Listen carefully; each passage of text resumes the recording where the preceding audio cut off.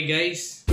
Welcome to our channel. Ngayon po, mag-vlog po kami kung paano gumawa ng Lecheflan gamit po yung isang buong itlog. So, sasama po natin yung white ng egg. So, para po sa mga ingredients natin, meron tayo 370 grams na Alaska, paborata, bali dalawang can.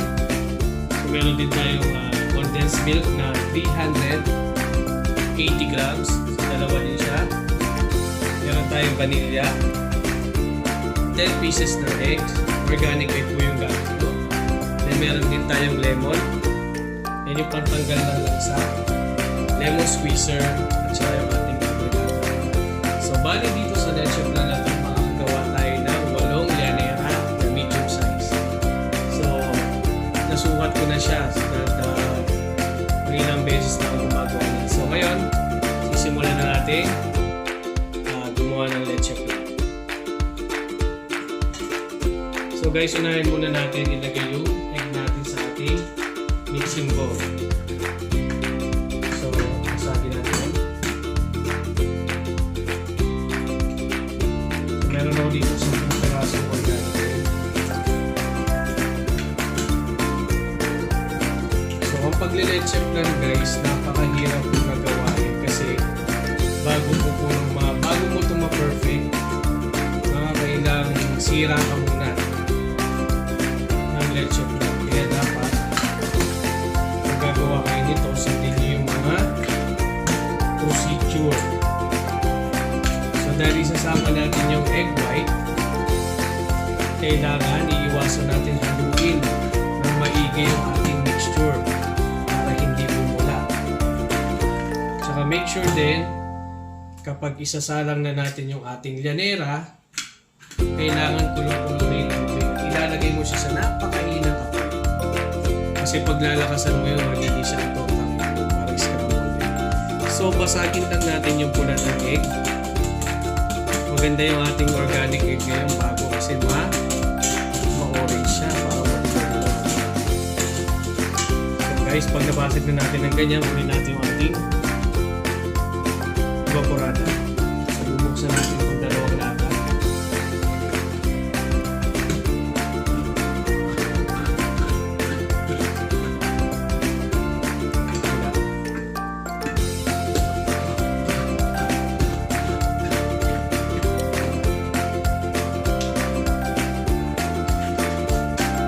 So, bubuksan natin yung ating Alaska evaporada.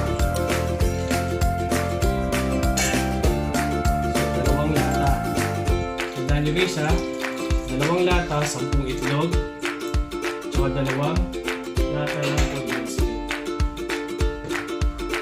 So ito yung condensed milk na ginagamit ko, Jersey ko kasi subuko na ito. Maganda po yung Jersey. Bali nung pasko't bagong taon po naubos po yan sa mga tindahan.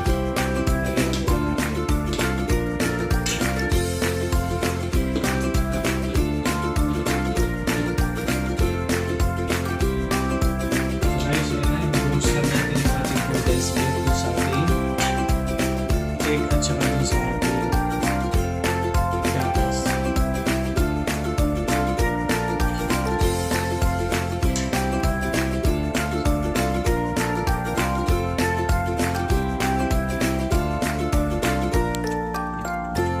So buhos na natin yung pangalawa. So guys, para masimot nyo, masaid nyo yung lata, gumamit kayo ng rubber spatula. Pero kung wala kayong rubber spatula, pwede naman yung sa rice cooker na bansan ko ng kanin. Kahit pa paano kung sasayin nyo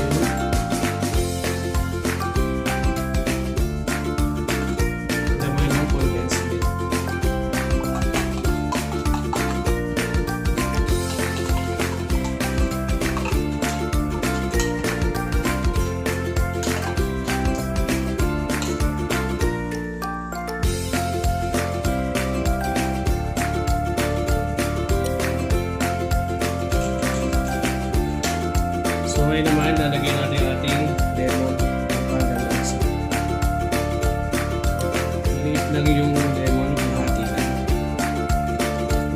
ako ng squeezer. Tapos, gawin na din natin yung vanilla. Tansyahin lang natin mga 2 kutsara siguro. So, yung magbibigay ng sa ating lechon. So, huwag natin haluin ng maigi para hindi siya matapos. So, gagawin natin ngayon dito guys sa ating mixtures ay sasalain natin.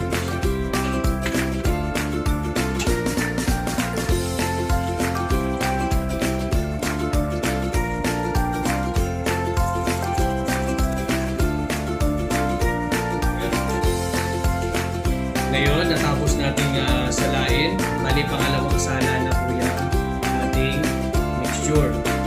So, tayo naman ay gagawa na ng arnibal. So, magkakaramelize na po na tayo ng asukal para po sa ating syrup ng Lecheflan. So, sinabi ko kanina, makakagawa tayo ng medium size na 8 llanera. So, tatansyahin ko na lang. Lalagay ako ng white sugar kada llanera. So, ito ay isa-isa kong direktang mapainitan sa ating halan. Kasi yung iba, nagtutubig. Nalo nila ng tubig. So, masanay ako sa direktang nilalagay sa halan. So, ganito po kadami ang bawat llanera. Kasi mas masarap yung masirap siya. So, sasala na po natin siya sa ating. So, ngayon magkakarami isa tayo ng ating asukal.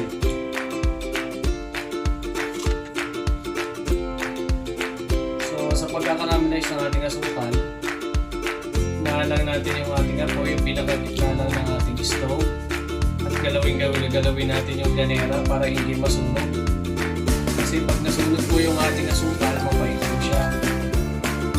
So ayan, natutunaw na po yung asukal. Ang hinahanap natin yung pinakamagandang kulay niya. Nakikita natin sa Lecheflan na sa ibabaw, parang golden brown. Yan ang po ang dapat na consistency na dapat natin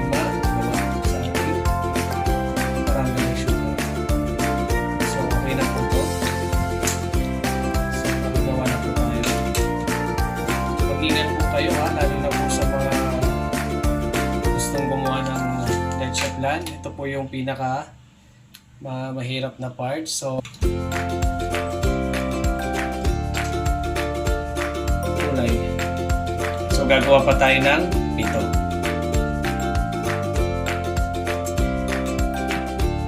So guys, ayan na po. Nakagawa na tayo ng 8 lllanerang inarnibalan natin. So, ngayon sasalin na natin yung ating mixture.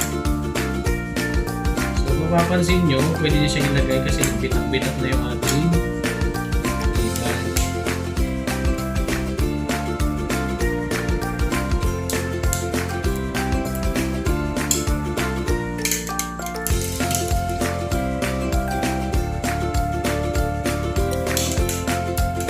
So, ayan. Sabihin,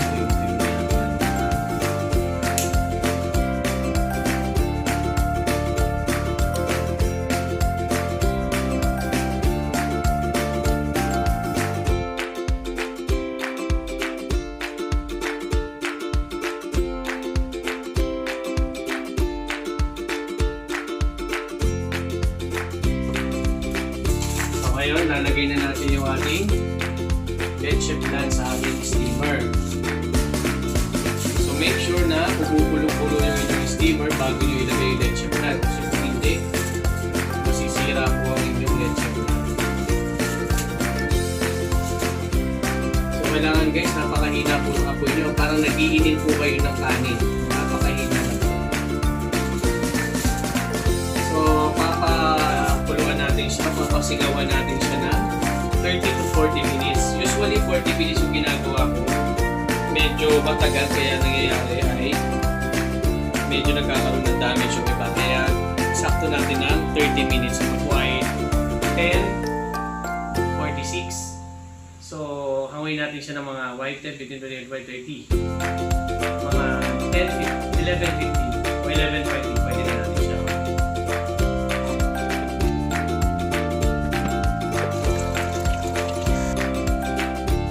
Okay guys, tapos na po yung 30 minutes. So, tingnan natin yung ating lecheflan. Wow, mukhang tama-tama na. Hindi siya umangat yung foil niya. So, mag-check muna tayo ng isa bago natin hanguin lahat.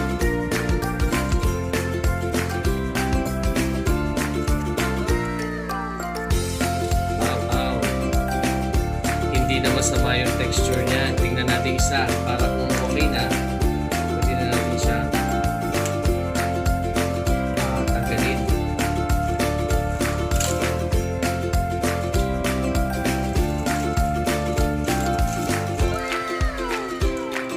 Wow. So, pwede na.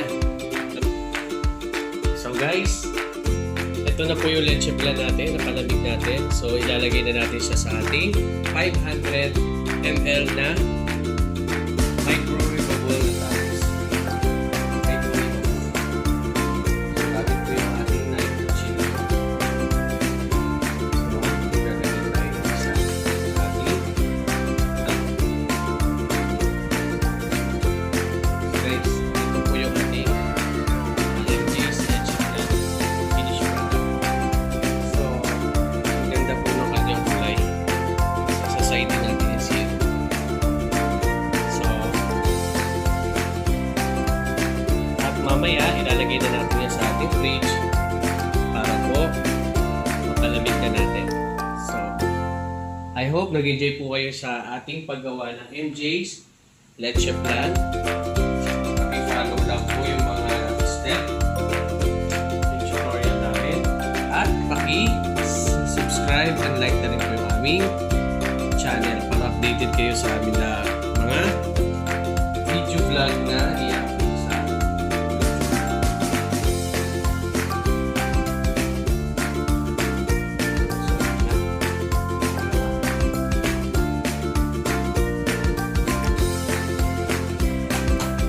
So, ang ganda ng kulay guys. Pag hindi po tama yung inyong oras at saka yung lakas ng apoy, saka yung paghahalo po sa ating lecheflan, may iba po yung texture ng lecheflan na gagawin.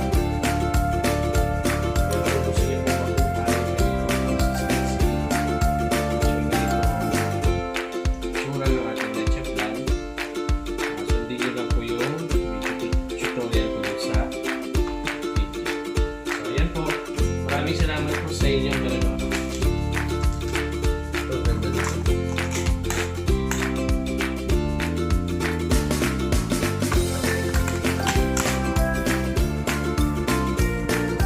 So, ito po yung nagawa naming lecheflan. Yung isa, pinapalamig